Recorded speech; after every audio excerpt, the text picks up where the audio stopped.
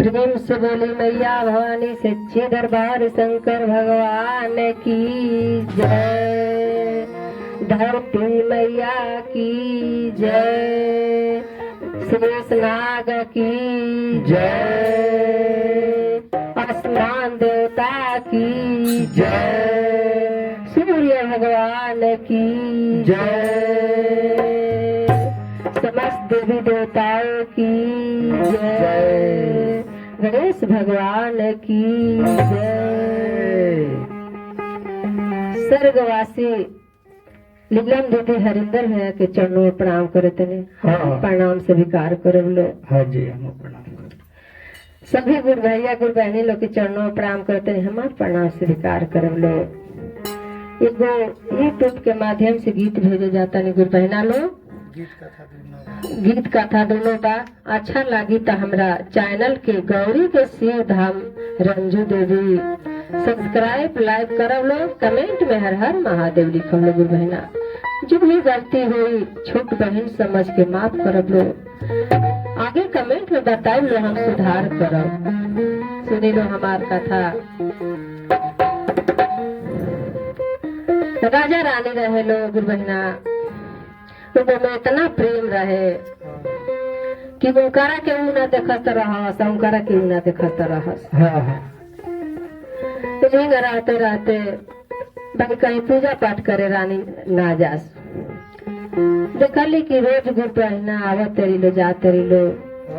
एक दिन के बीच पूछली कि गुरु बहना कहाँ तो हम लोग जालू लो। कहली कि गुरु बहना कहली कि हमने के चर्चा में जाई ले जा। कहली कि चर्चा में गईला पर काम मिलेला। कहली कि बहुत कुछ मिलेला, जो मांगबो तब मिल जाई। कहली कि हमरा तो कुछ के कमी नहीं है, हमरा सब कुछ भरल बा। हम कौन चीज खाती जाई? अरे हमारे स्वामी ऐसे हैं कि जो चीज मांग दे तन हमरा के ले आके दे दे, तो हम का जाए? गुरु बहना समझावत रही कि गुरु बहना वो बेरा आई कि गुरु जी के जले महिमा ना रही तेरे नैया पार ना लागी। इंसान के जीवन भक्ति बिन भजन बिना बेकार बा। हाँ, जिंदगी कोनो काम के नहीं है। कहली कि ठीक बा, तब कल हमारे पति जी आ जाए हैं, हम उनकर से राय ले ले, तब से शिव चर्चा में हम चल जाए। कहली कि ठीक बा। गुरु बहना हो बिहान भइल, उनकर पति जी से अपना राय ले ले रहली कि पति जी हमरा लालसा लागल बा कि हम शिव चर्चा में सब गुरु बहना चर्चा में जाते लो तो कहते लो कि बहुत आनंद मिलेला। कितने धन जन रही तो मैंने गुरु जी के कृपा ना रही तले नैया पार ना हुई। कहते कि ठीक बा, एक दिन खातिर भाई जई है। कहले कि ठीक बा।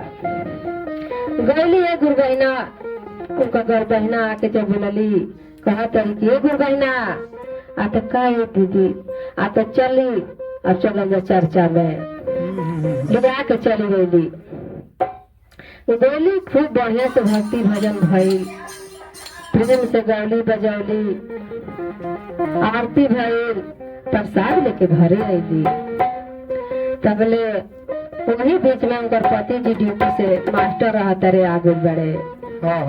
आते पैर छूले तरी पति जी उनके आघा गुल बड़े। कहा तरी कि अब तो तू और प्रेम बढ़ा दिहलू।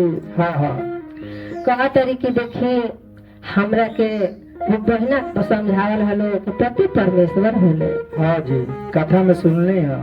कथा में सुनली है कि पति परमेश्वर होले। तो वही से हम गोड़ लगनी है। आज भर ना रोज तो पति के छुए के चाहे। कहले कि ठीक बा, अब तोहर मनोकामना पूरा हो गई, अब तोहरा नहीं खे जाए के। कहली कि नहीं ऐसा मत रौरा करे, हमार चर्चा रौरा मत छोड़ाए। कहले कि ना मनबू तो जन बुझाई तेवन करी है, हमार जन बुझाई है कह दिहनी। कहले कि ठीक बा। और जान जाए गुरु बहना कि रोज चर्चा में जाए लगली। चर्चा में रोजे जाए लगली।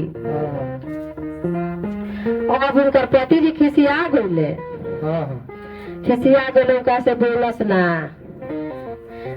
ना तो का भइल किस दिन के बीच अपनी बहू से कहतरी कि तनी बहू हमके साड़ी दे दी तू हम हाँ। पहिर के चर्चा में जैती। हाँ लोग भक्ति रंग के पियर गेरुआ रंग के पहन के आवता, सबके पियर रंग गेरुआ रंग पहिर के आवता। एक दिन हमारो मन करता कि तनी दूसर कलर पहिर के जैती। हाँ कहले बड़ी बहू की ये माता आमा पिताजी के कहल करती तो हमरा से साड़ी मांगे के नतीजा ना आई। हाँ हाँ पापा जी के मुताबिक रहती तब के सब कुछ मिले। कहले बड़ी कि हमारा लगे साड़ी उड़ी नहीं है। अब आँखी में आंसू लेके एगो बहना चर्चा में चढ़ गई बाड़ी। हाँ कैसन पता रहे कि एगो साड़ी ना दिहलस हो तो करे चाहे पतो बाड़ी उनकरा सोचे के चाहे ना सोचली कह देली कि साड़ी हमरा लगे नहीं है। चल गेली बेचारी आँखी में आंसू भर के। तब ले उनका पति जी के मोबाइल छूट जाता तो आवत रहे रास्ते में से लौट के गुरु बहना लोग आके कहता रे ए बहू कह तेरी का है पिताजी आप वो कहाँ बाड़ी आप चर्चा में गई बाड़ी ताला लॉक कर देले बाड़ी जाए तो खिसियाल गोल बड़े गुरु बहना लोग झूठा उखाड़ के मारते लेके चलिए बड़े ले आके ताला में लॉक कर देता रे। ताला में लॉक कर देता रे तो एगो जंगला वाला घर रहता उन्हीं में से गुरु बहना आवत तरी लो जा तरी लो तो नमस्कार प्रणाम करत तरी लेकिन ये गुरु बहनी लो बेचारी क्या नहीं एक गिलास पानी नहीं गिलास एगो रोटी मिला ताटे बहुत कष्ट में बाड़ी। कहा तरी कि काहे न तनी हम अपन नैहर हाल दे दी हम अपना भैया के हाल दे दी हमार भैया 10 दिन खातिर लेके चल जाए हैं तो हमारा आन जीव हो जाए। हाँ भैया के फोन कैली गुरु बहना लो कहली कि भैया हमरा के 10 दिन खातिर लेके चलो कहली कि भैया हमरा के 10 दिन खातिर लेके चलो कहले कि गुरु बहना हमरा के बुझ बने का तो जाना भावे जिंदा रखा तरे हाँ तो भी भावे तू रह तारा कुछ तो दुख ना होई। कहली कि ये भैया ये बेरा आ गई हम कोनो गलती नहीं की कैले भैया चर्चा में गोला खातिर वहाँ का लॉक कैले बनी ताला हमके 10 दिन खातिर ले चलता ठीक बा भैया ना ले जाइबा तब हम खुश बानी। गुरु बहना रोए लगली फिर सोचली कि काहे ना अपना बेटी की हम खबर दे दिए। बेटी की है खबर दिहली कहली कि ये बेटी 10 दिन खातिर हमरा की है आजा कहे कि तार पापा हमरा के ताला में लॉक कर देले बाड़े आज एगो रोटी नहीं खान देती बेटी चर्चा में गोला खाती के हमरा के बड़ी मार ले बाड़े। तो उनका बेटी का कहा तारी गुरु बहना लोग कहा तारी कि ये माता जाना भावे पापा रखा तारे वही भावे रहा तारा के कुछ के दुख ना होई। हाँ हम कर दी ना बस हमारा समझाई। हाँ हमरा ऐसा बात बा कि हमरा टाइम नहीं है। तू अगर चर्चा में ना जाता लुआ माता तो कितना खुश रहलू हो आ चर्चा में गोलू तो पिताजी तारा पर खिसिया गोल बड़े। हाँ तो पिताजी के कहना करबू तो कुछ के दुख ना हुई हमको घरी आब जाए। कहली कि ठीक बा बेटी ना मनबू तो खुश रह। एगो उस समय रहे बेटी कि हम पाला भीजन पर सुतत रहनी आ तारा के सुखला सुतावत रहनी। एगो वो बेरा रहे बेटी की रात रात में हम तारा खातिर जागत रहनी। आज एगो ये बेरा बा कि तू हमारा 10 दिन खातिर हमार दुख बाटे ने खुआवत। ठीक बा बेटी ना आए तो खुश रह। रोली गिलगिलाइली कहली कि अब हमार केहू नहीं है। शिव गुरु से कहली कि हे गुरु जी हमार प्रणवर और हर ली कहले कि सब के वो अपना प्राण के सुरक्षित मांगेला आ तू अपना प्राण के हरे के मांगत रू। कहले कि हे गुरु जी हम यही तो खुश बाने। तो कहले कि का है आ तो हमार कुछ नहीं खे हमार रह गई। कहले कि अरे तू तो गुरु बहना से कहत रहलू कि हमारा कुछ के कमी नहीं खे। तो गुरु बहना कहली कि गुरु बहना समझौली कि गोई बेरा कि गुरु जी दैया पार लगे है। अब तरह समझ में आ गई आ तो हाँ ये गुरु जी ऐसा बात बा कि हमरा के अपना सरनिया में लगा लिए। कहले कि ठीक बा। कहा कहले कि प्राण को हर लिहले भैया फिर बहना लो प्राण जब हर लिहले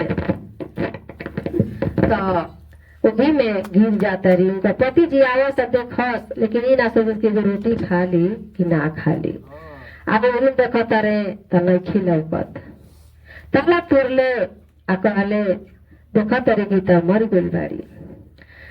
कहा तरीका ओकर बहू निकल के गुरु बहना लो कि पिताजी माता जी मर गई। तो हाँ मर गई। कैसे कहा तरे तने भजन बाबू बहना लो गुरु भैया लो।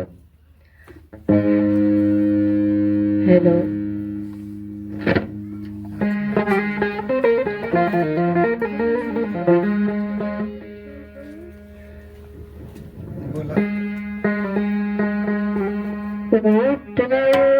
धनिया कर नाचरा चवर कर नाचरा चवा हो चाहे कोई के सुनान हो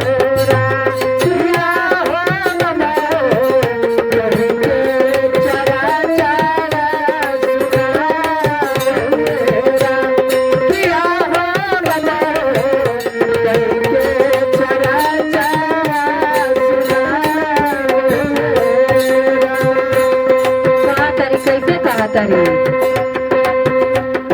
जागले ही रानी समझिया निभाना निभाना सबने चरचना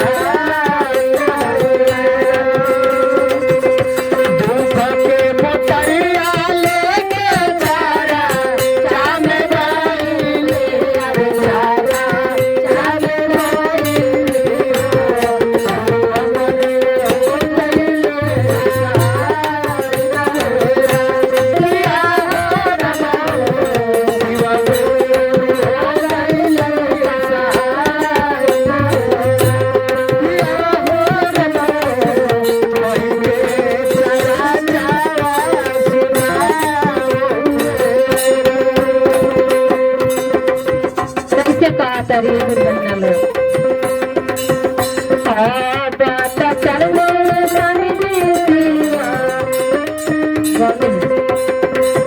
बले तरानी बात चलने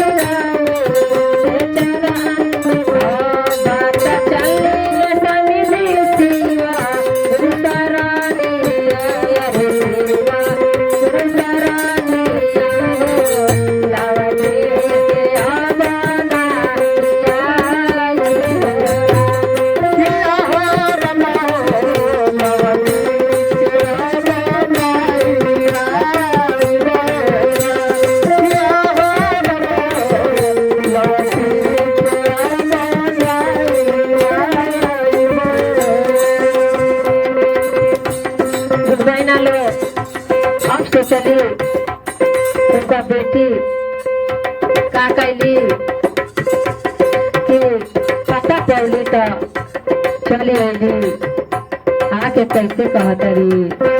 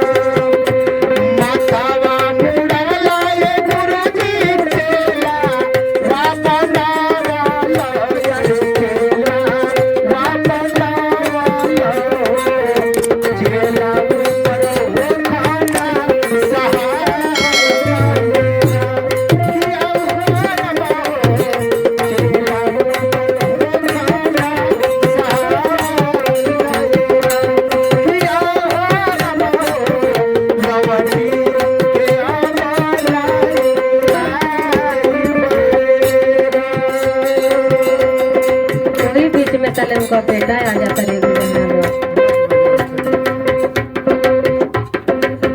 उनका बेटा आ जाता रे कहा तेरे कैसे उठा उठाया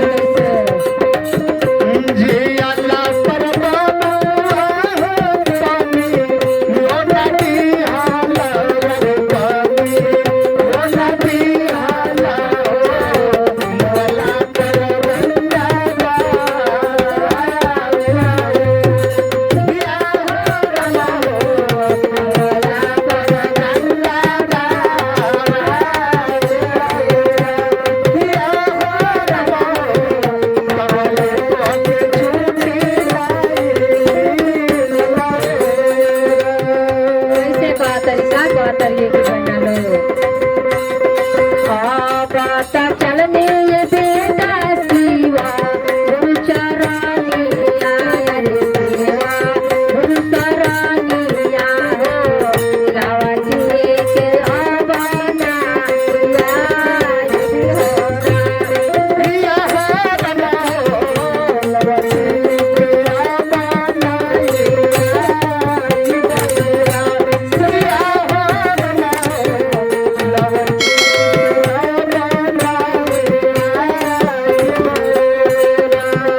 राम राम जाते हो राम राम जिन कर लाइया रे राम जिन कर लाइया हो राम जी लगाई है मेरा पार नाये प्रिया हो राम जी लगाई है मेरा पार प्रिया हो लवटी के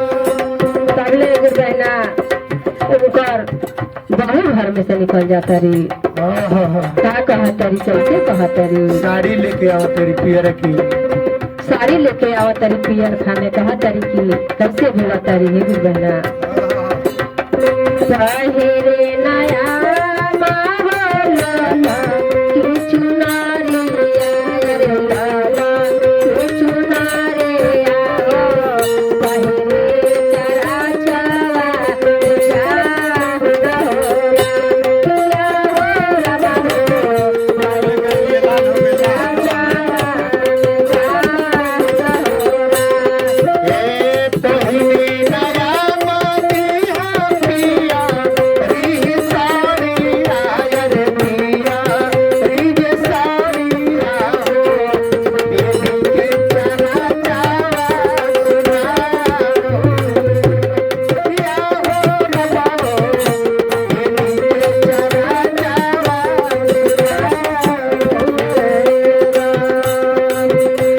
जिया पर पहुई हालूगा रीना दी हालूगा रीना दी हालूगा वाला कर यारी शालूगा पिया हो लगाओ वाला कर यारी पिया हो लगाओ के चरा जावा औरी का कहतरी कैसे कहतरी कर सास जी कैसे कहत रे जबले ही रानी बहुआया रे भवाना रे भवाना हो कबले लो गरियो ना ना हो जबले करहने बहुअरिया ना भवाना रे ना भवाना तबले सलिया नाय चर्चा सुन लूरा पिया हो बनाओ तबले चर्चा नाय सुन लूरा का कहतरी कैसे कहतरी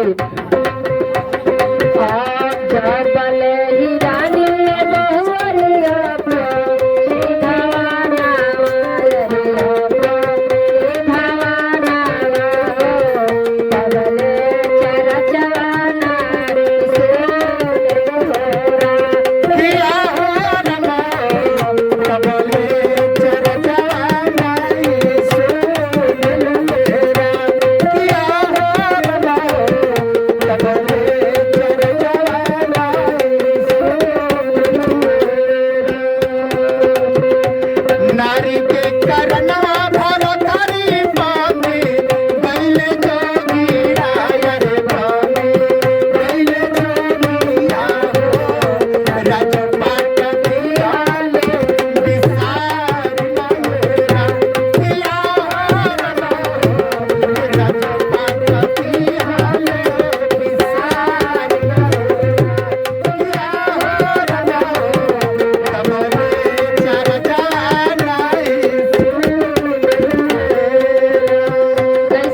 कहतरी का कहतरी तो चलने बहुआ सिवा चरनिया रे सिवा चरनिया लावटी के आवाना